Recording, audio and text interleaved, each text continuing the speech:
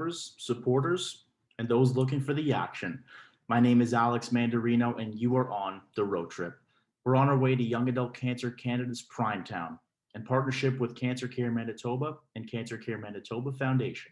Now, last time we chatted, we had prepped, packed, and registered for Primetown. Now that we're ready to rock, you can see the humdinger of an RV I put together for us. It's packed to the brim with snacks, drinks, games. We only got the best tunes, and we're only looking for good vibes. So let's hop inside, because it's time to hit the road. Welcome inside, everybody. Not bad from when you saw the outside of it. Makes a little bit of a difference when you know how to pick the RVs like I do. Plenty of space. We're going to have some fun. Now, I didn't forget, I think the most important thing to look into was the directions. We need to know where we're going to get to Primetown. But this is where I ran into a wall. I mean, I looked at MapQuest, I looked at Google Maps, and the only place I could find any sense of direction as to where to get to Yak's Primetown was the Yak Prime Study website. They had all this information and direction on different routes to take. So I think the best method that we could do right now is to hopefully pull up some information that I found and see if we can dissect it together.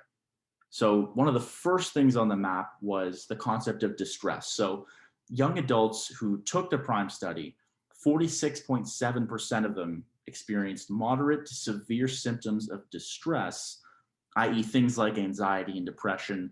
The combo there is called distress. So in addition to that, things like body image dissatisfaction, fear of cancer recurrence, and poor social support, they were all associated with the high levels of distress. Now, this for the most part makes sense. I think a concept like this is really important to note, and it might come up a little bit earlier in our journey. So we'll put that on the back burner. But the second thing to note here is the idea of sleep. So 86% of the participants were poor sleepers.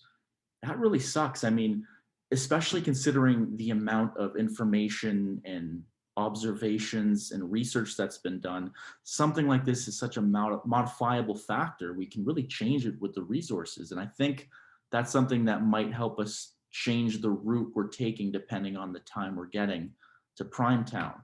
So we'll see about that if we can make some adjustments. Now, this is the starred piece of information. Everybody who went to Primetown in past and has raved about it talked about post-traumatic growth. So connection to the young adult cancer community really enhances post-traumatic growth, especially for those with the lowest social support, meaning that if you're extra isolated, being connected to that young adult cancer community can really make a difference. So that's going to be another really important piece of information, and I think that's going to become extremely relevant as we inch closer to Primetown. So it looks like we got a bit of a sense of direction, but I mean, I can't make heads or tails of everything here. There's a lot of info, and I'm reading it for the first time on our way to the trip. So I think we're going to call up Yak's program director, Karine Chalifour, and hopefully she could run that by us. So stay tuned for the next episode of the road trip when we talk to Karine. But folks, we're already on our way.